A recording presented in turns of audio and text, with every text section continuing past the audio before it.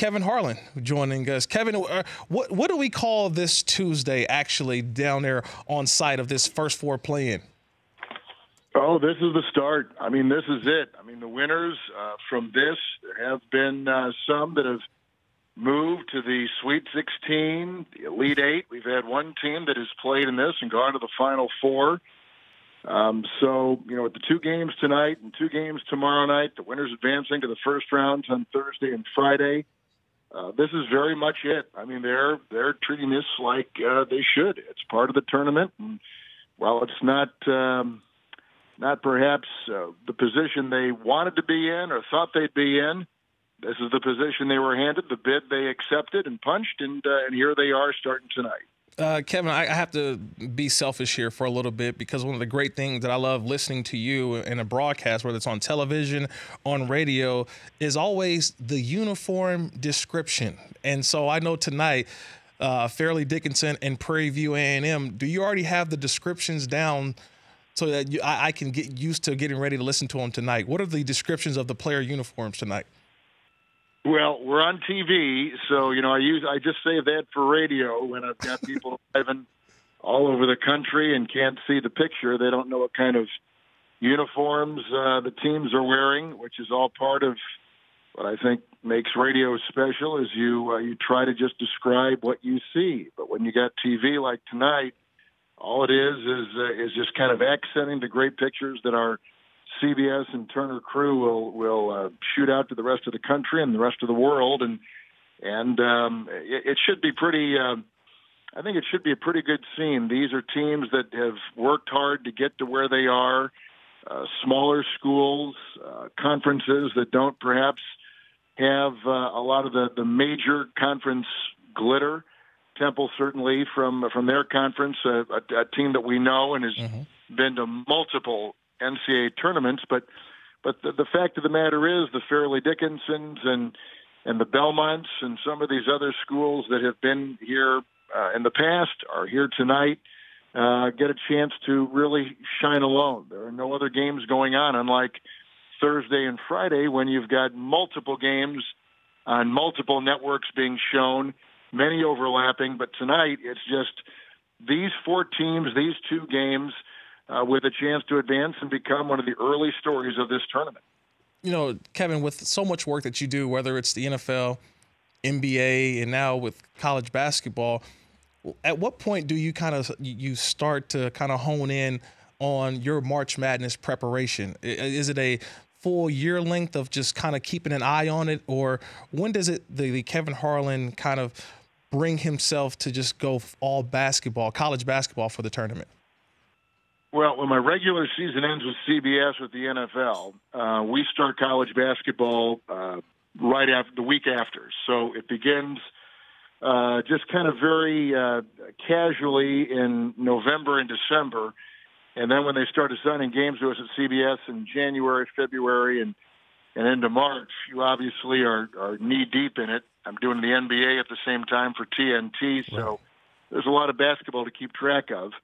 But we really don't know where we're going until Sunday night. We don't know the teams we're going to cover.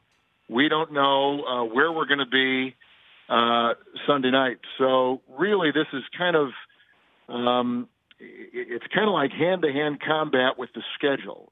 We've got the 2 games tonight.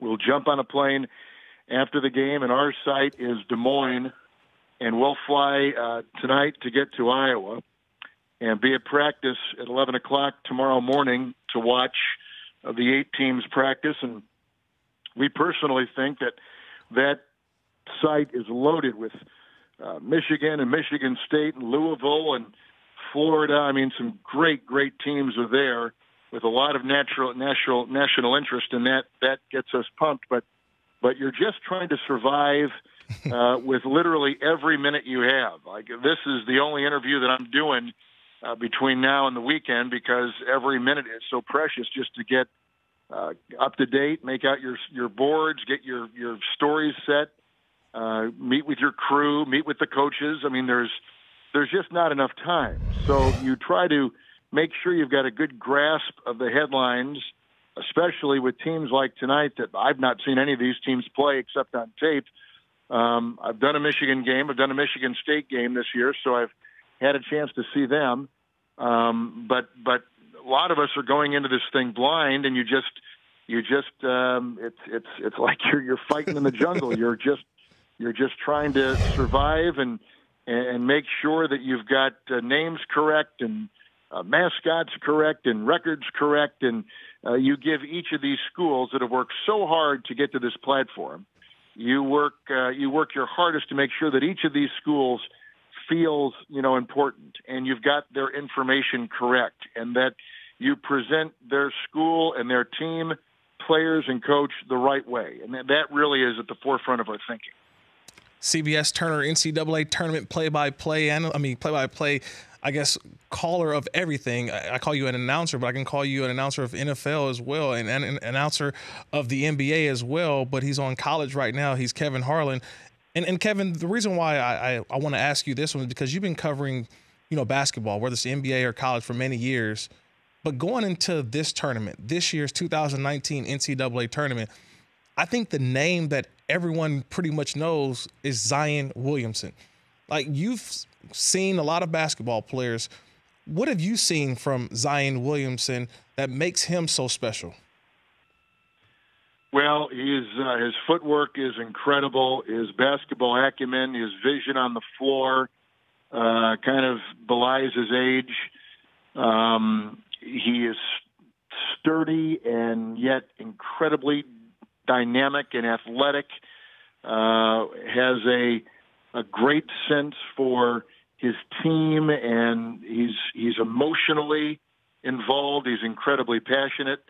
I always imagine that if LeBron James played college basketball, it would have been similar to this.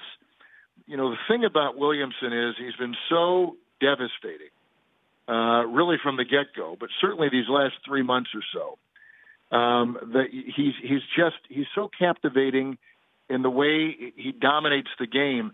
We don't see many players come along that are like this. Now, we see good players. And right. We'll see, players that will go on and become lottery picks and have a good pro career, lead their college team to great heights. Some great college players fizzle out as NBA players. But this kid has both of those things, I think, covered. I think he's going to be an incredible pro. But most importantly right now, with the tournament and the part that he considers most important, and I applaud him and his family and the program at Duke significantly for coming back from this injury. There are a lot of kids that would have shut it down. There are a lot of families that would have said, "Are you kidding me? We're going to risk millions, hundreds of millions of dollars to go back and play." And with that injury, I mean, it luckily was not very serious, but it was enough that a red flag went up and a flare was shot, and people, I think, had a moment of pause as, to what this kid's future was going to be in college basketball, knowing that it was a one and done. And the fact he's come back, was so engaged with his team while he was injured, is so passionate about the game. Barkley said it best. Charles said it best. He said, basketball players want to play basketball. Right. And sometimes, it overrides what might be a more conservative, cautious view. So the fact he's come back, and now it looks like he's playing at an even higher level than he was before, makes him a very unique story. We've not seen a player like this in many, many years.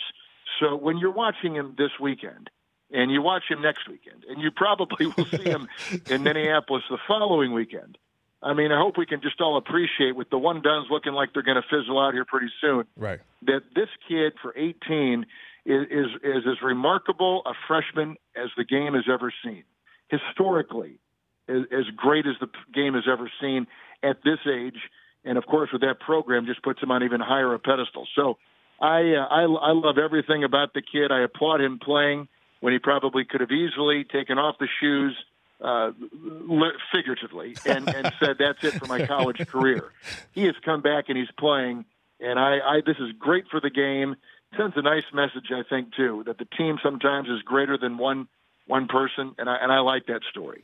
He's CBS Turner NCAA tournament play-by-play announcer Kevin Harlan joining the Rich Eisen show, Kirk Morrison filling in for Rich. And I know in your preparation, Kevin, you get a chance to sit down with these coaches, especially I know in the bracket being able to sit down with a Tom Izzo in Michigan State. We think of Duke and Mike Krzyzewski, some of these Hall of Fame head coaches. What's always your biggest takeaway when you sit down with coaches who have experience in playing in this type of tournament?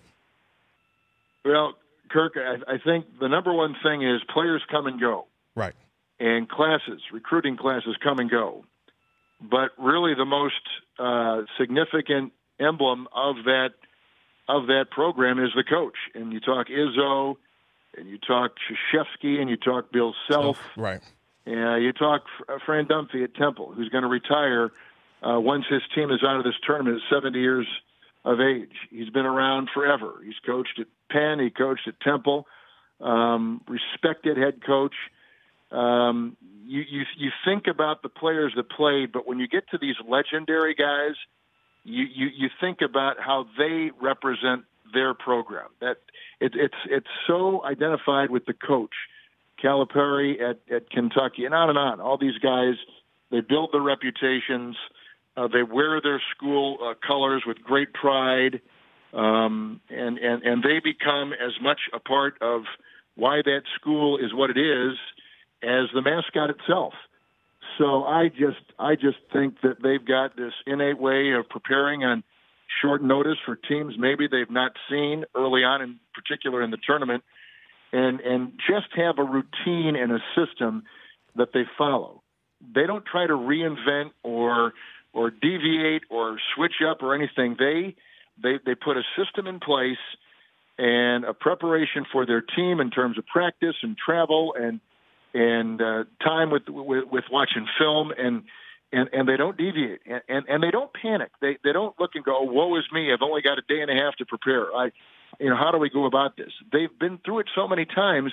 They know exactly what the drill is. And the thing is, with all of that ahead of them, they still they cannot get enough of the game. They're always thirsty. They're always hungry. They want more. And that's why they coach into their 70s when they're successful, because it is such a rush and they enjoy the process and the kids so much that when you've got these legendary coaches, it's not just it's not the presentation that they make, but it's the presence that they have, which to me is always the most compelling thing when we sit down and talk with them. The practice day before the games begin or throughout the regular season when we're broadcasting their games for CBS. Kevin, do you ever fill out a bracket? In all these years of announcing college basketball, right now I'm up to my backside in alligators, Kirk. I've got 4 teams I haven't seen tonight, and then I've got 8 teams I got to prepare for Thursday and Saturday, and then we'll do the regional finals the weekend after that. And things will settle down a little bit more. But I get calls from buddies, and even my family, our girls call and they say, "Dan, I'm filling out my bracket. Who should I put on there?" I go, you know what? I'm worried about 12 teams right now. And I can't think about what these other schools are going to do, and I'm probably better served. But we at CBS and Turner are required to have a good feel for the overall elements that are making this tournament what they'll be in the 2019 version. So in your mind, perhaps you do. Now listen, I just saw Reggie Miller, who I'm working with tonight, right, and Dan Bonner, and they've filled out their brackets. So some of us do, and I think the analysts do, certainly, that are in our studios, and we have a bunch of them. They're all great. I guess I just kind of think that I don't know if I'm smart enough to think that wide and then focus on what I've got at the task at hand, and I think I'm probably best served by worrying what's right in front of me as opposed. But I'm a fan like everybody else. I love this time of year.